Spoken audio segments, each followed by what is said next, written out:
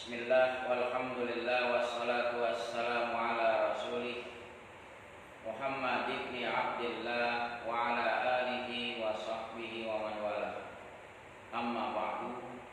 An Abi Hurairah radhiyallahu anhu qala qala Rasulullah sallallahu alaihi wasallam idza dakhala Ramadan futihat abwabul jannati wa ghulqat abwabu jahannam wa sulsilatis syayatin. An Ibnu Abbas radhiyallahu anhu qala qala Rasulullah sallallahu alaihi wasallam law anna ahadakum idza ata ahlahu qala Allahumma jannibni syaitan wa jannibish syaitana ma razaqtani fa in kana bainahuma waladun lam yadurruhu syaitan wa lam yusallit alaihi. An Abi Hurairah radhiyallahu anhu qala qala Rasulullah sallallahu alaihi wasallam idza nudiya bis salati adbar syaitanu wa lahu duraqun fa idza qudiya aqbala fa idza suwiba biha adbara fa idza qudiya aqbala hatta yahtira bainal insani wa qalbi fa yaqulu udhkur kada wa kada hatta la yadri asalasan shalla am arba'an fa idza lam yadhkur salasan shalla aw arba'an sajadatai sahwi. Wallahu a'lam. Jamaah Masjid Ittihad rahimakumullah. Kembali kita lanjutkan hadis-hadis singkat Bukhari dari Hasyiah Ibni Abi Jamrah masuk pada hadis nomor 178 hingga 180. Ini semuanya berkenaan tentang setan. Hadis yang pertama kita baca menyinggung datangnya bulan Ramadan. An Abi Hurairah radhiyallahu anhu qala. Dari Abi Hurairah radhiyallahu anhu berkata, qala Rasulullah sallallahu alaihi wasallam. Bersabda Rasulullah sallallahu alaihi wasallam, idza dakhala Ramadan, apabila masuk bulan Ramadan, futihat abwabul jannah, niscaya dibukalah pintu-pintu syurga. Ini maknanya hakiki atau kinayah, makna kiasan. Dijelaskan ai hakikatan, maknanya hakiki, dibuka pintu surga. Ini dibukanya pintu surga alamatun lil malaikati ala dukhuli ramadhana wa ta'zimi hurmati. Ini merupakan tanda buat malaikat atas masuknya Ramadan dan mengagungkan kehormatan Ramadan. Sedangkan makna kedua kinayah, makna kiasan. Kalau masuk bulan Ramadan dibuka pintu surga, itu kiasan antanazzulir rahmah, turunnya rahmah. Jadi dua-duanya bisa diartikan. Sedangkan dalam riwayat Abi Dzar lafaznya bukan pintu surga, futihat abwabus sama, dibuka pintu-pintu langit. Apakah hadis yang tadi dengan hadis ini ada kontradiksi? Jawabannya wala tadadda fi dzalik. Enggak ada pertentangan kontradiksi antara dua hadis. Li'anna abwabas samai yas'adu minha ila jannah. Karena sesungguhnya pintu-pintu langit dari situlah naik ke surga.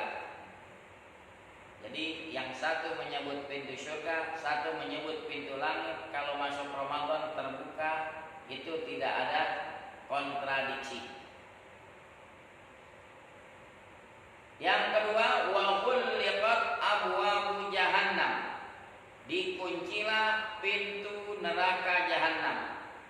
Sama maknanya, ada hakiki, ada makna kiasan, hakikatan au kinayatan. Kalau dibilang hakiki, betul-betul pintu neraka ditutup. Sedangkan kinayah, makna kiasan, antanazzuhi anfusis siyami an rijzil fawahish. Itu bahasa kiasan dari bersihnya zat puasa itu dari kotoran-kotoran yang keji. Wat takhallusi minal bawa'ith, dan selamat daripada dorongan berbuat syahwat. Kalau masuk bulan Ramadan dikunci pintu-pintu jahanam, artinya keinginan syahwat berbuat maksiat merosot, cenderung menurun karena ditutup. Nggak punya keinginan untuk itu. Yang ketiga, fokus kita di sini, wasul silatis syayatin, dirantailah setan-setan itu. Korelasinya apa? Ramadan, bulan turunnya Al-Quran. Ini jin suka mencuri-curi berita dari langit. Cuma berisiko. Syuhba itu meteor-meteor api yang siap melontar kepada mereka, terbakar. Jadi mereka mencoba-coba untuk mencuri berita, nggak bisa. Masuk Ramadan, dirantailah itu setan-setan. Demikianlah hadis riwayat Bukhari. Berikutnya tentang orang yang datang ingin berhubungan badan dengan istrinya. Dia membaca doa sebagai berikut doanya. Bila mana ditakdirkan baginya anak, Allah pelihara anak ini, enggak sampai disentuh setan, enggak dikuasai oleh setan. Mari kita lihat hadisnya. An Ibnu Abbas radhiyallahu anhu qala, dari Abdullah bin Abbas radhiyallahu anhu dia berkata, qala Rasulullah sallallahu alaihi wasallam, bersabda Rasulullah sallallahu alaihi wasallam, lau anna ahadakum ata ahlahu, seandainya salah seorang kamu idza ata ahlahu, asal manata mendatangi, apabila dia mendatangi istrinya. Ini kinayah, bahasa kiasan, apabila dia mau mencampuri berhubungan dengan istrinya. Qala, lalu dia membaca doa, Allahumma jannibni syaitan, ya Allah, jauhkan aku dari setan. Wa jannibis syaitan ma razaqtani, jauhkan setan dari apa yang kelak kau anugerahi kepadaku.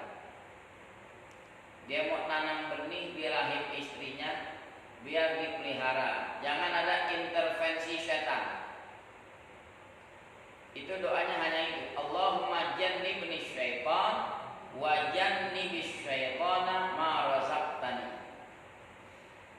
Fa in kana bainahuma waladun, andai kata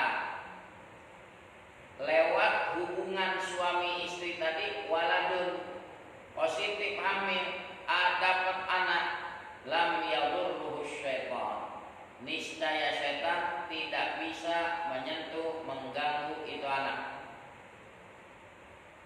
Walam yusallit alaih, tidak pula setan mampu menguasai itu anak. Jadi sebelum menanam benih diajarkan protek dulu daripada pengaruh-pengaruh setan. Karena ini ibadah.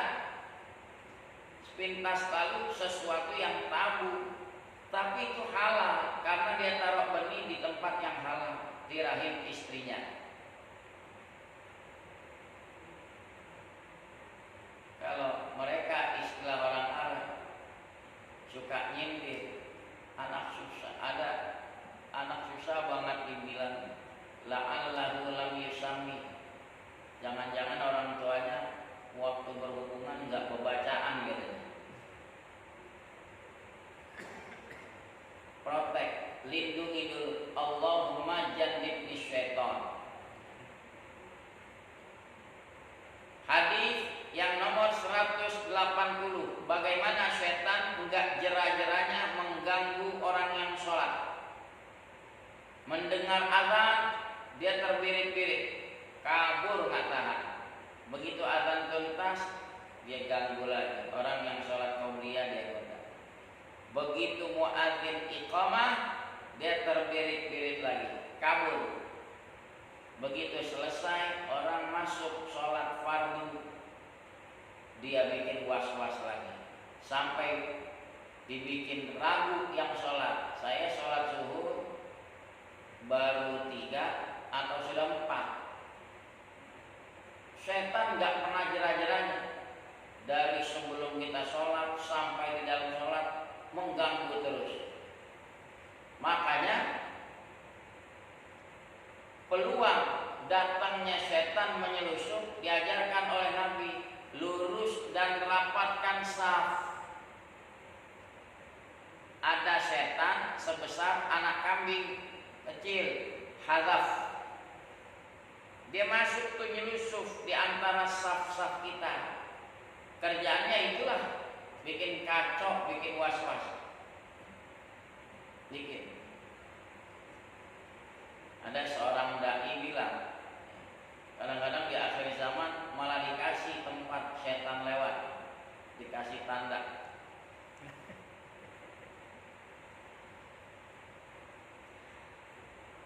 An Abi Hurairah radhiyallahu anhu qala, dari Abi Hurairah radhiyallahu anhu berkata, qala Rasulullah sallallahu alaihi wasallam, bersabda Rasulullah sallallahu alaihi wasallam, idza nudiya bis sholati, apabila diserukan azan untuk sholat, dikumandangkan azan, adbar syaitan, berbaliklah ke belakang itu setan, walahu buraqun, dan ada baginya kentut.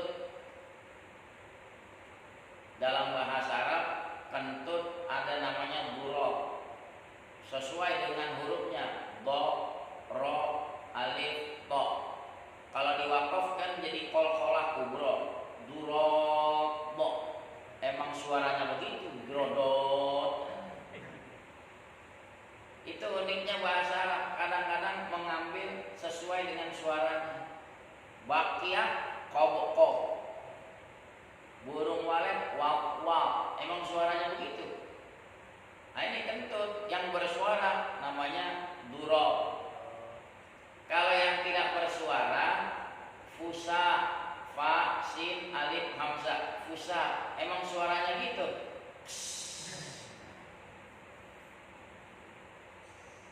Nah, setan itu nggak tahan mendengar muadzin kumandangkan azan.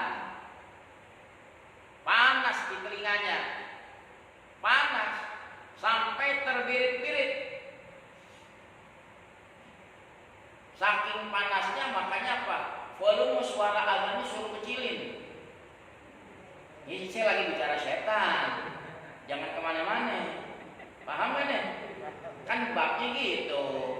Setan kalau dengar azan panas, karena nggak tahan. Ya enggak, cari dengan cara. Alasannya mah kelihatannya logis, supaya enggak mengganggu ketentraman orang. Gitu. Ternyata yang enggak tentram siapa itu? Setan. Aja Hendra jawab.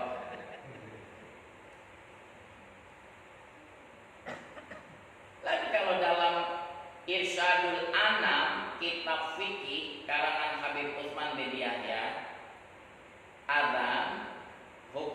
sunnah kifayah. Ada sunnah kifayah ammah, ada sunnah kifayah khassah. Kalau sunnah kifayah ammah persis masuk waktu, muadzin kumandangkan adzan.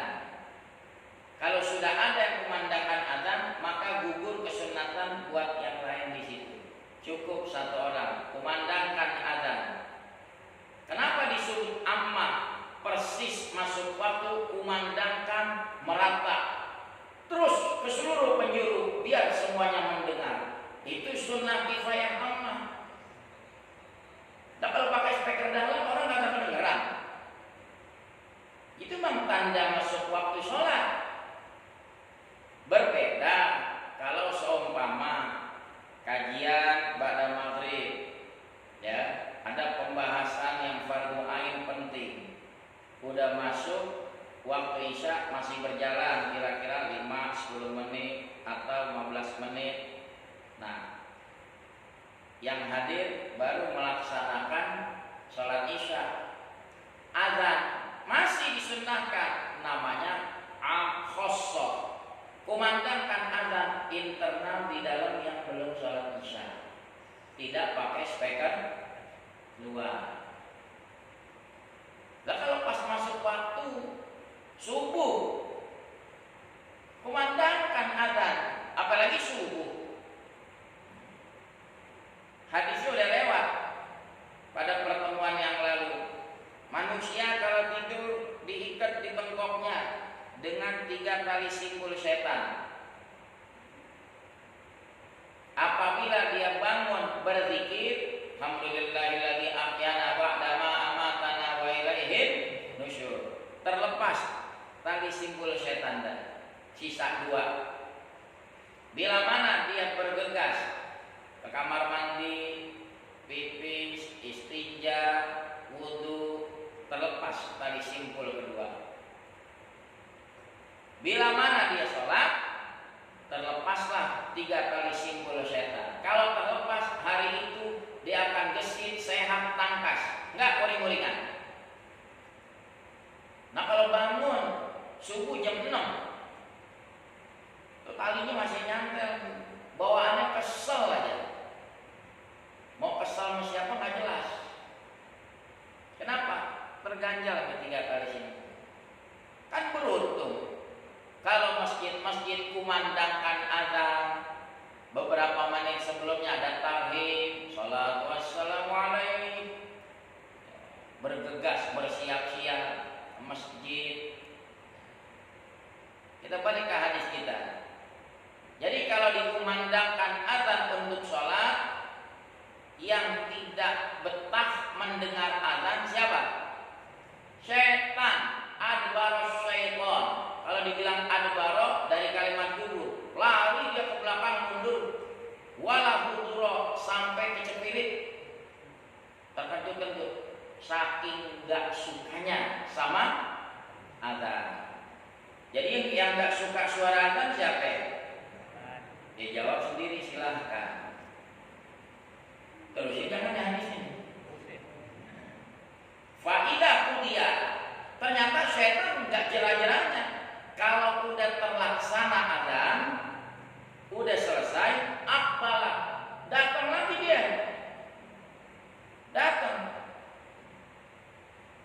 Faidah suwiba, apabila suwiba maksudnya iqamah. Kalau muadzin iqamahkan sholat, Allahu akbar, Allahu akbar, dia nggak betah lagi tuh dengar qomat. Ada parah, dia berbalik ke belakang lagi lari. Apa dia kapok? Enggak. Faidah kuliah, bila mana iqamah sudah terlaksana, akbala, datang lagi 3 kali.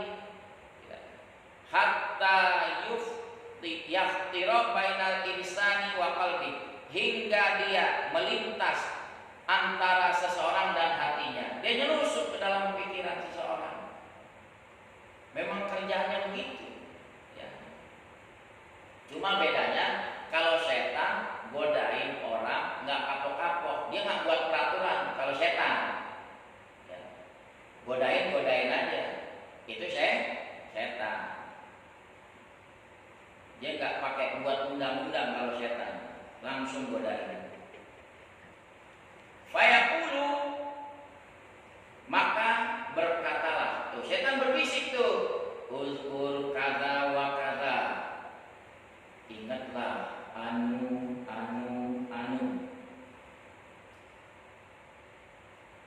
Sholat keingetan, ya Allah kunci motor masih ngegantung di motor, was-was gitu. Terus yang sholat apa enggak, emang dibikin was-was, padahal kunci motor ada di kantong. Emang kerjaan setan begitu, buat was-was terus. Hatta la yadri, hingga yang sholat tidak tahu asalasan sholat am arba'an, apakah 3 rakaat dia sholat atau 4 rakaat. Jadi setan kerjaannya apa? Bikin resah orang ibadah. Garis bawah itu, yang bikin resah orang ibadah, nah itu.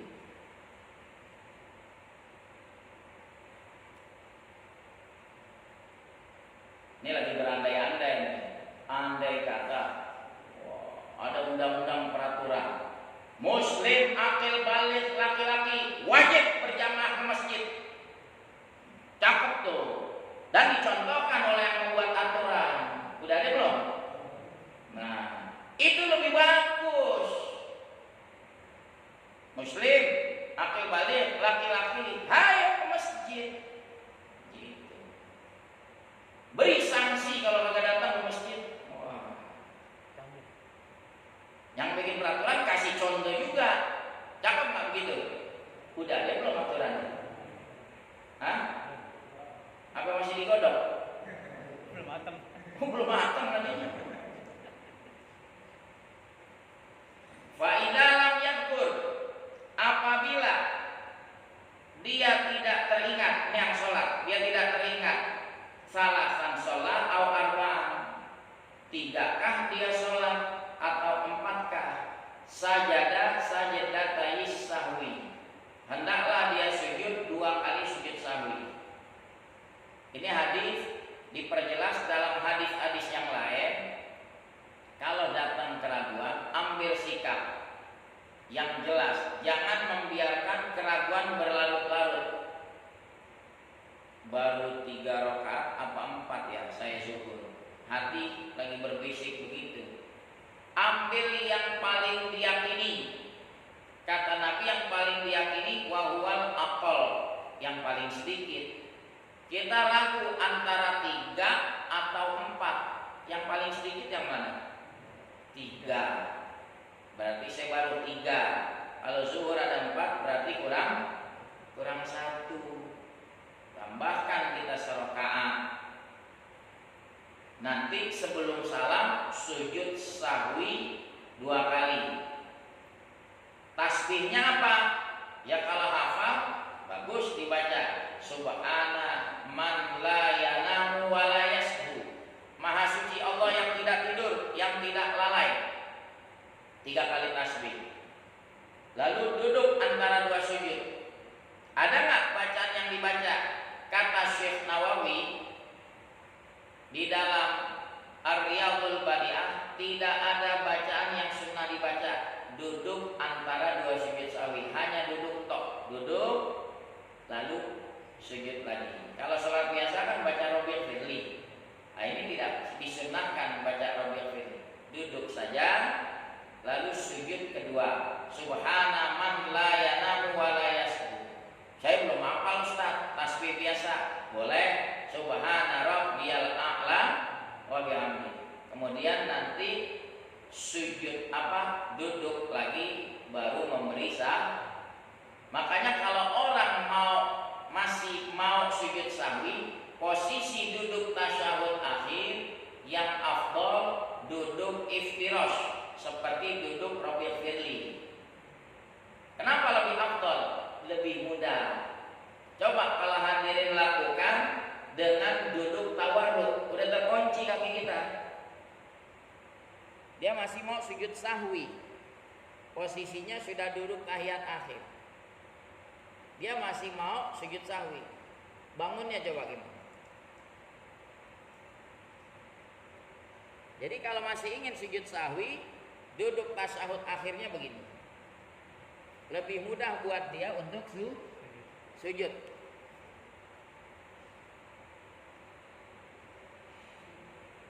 Ya.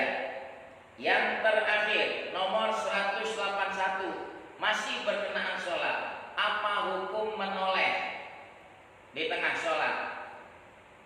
Lagi sholat nengok. Ya. An Aisyah radhiyallahu anha qalat, dari Aisyah radhiyallahu anha berkata, sa'altu Rasulullah sallallahu alaihi wasallam anil tifatir rajuli fi shalah. Aku bertanya kepada Rasulullah sallallahu alaihi wasallam tentang hukum menolehnya seseorang di dalam sholat. Kalau namanya menoleh segini, ini belum sampai membatalkan. Kalau menolehnya berkali-kali sampai 3 kali berturut-turut atau lebih, itu sudah merusak kekhusyuan, batal. Kalau baru menolehnya sekali, batal sih enggak, cuma makruh. Nabi menjawab, huwa tilasun, itulah satu curian, yaftalisuhu syaitan, yang dicuri oleh setan, min sholati ahadikum, dari sholat salah seorang kamu. Ya, artinya setan mencuri perhatian yang sholat, dia mengalihkan perhatian. Lagi sholat nengok,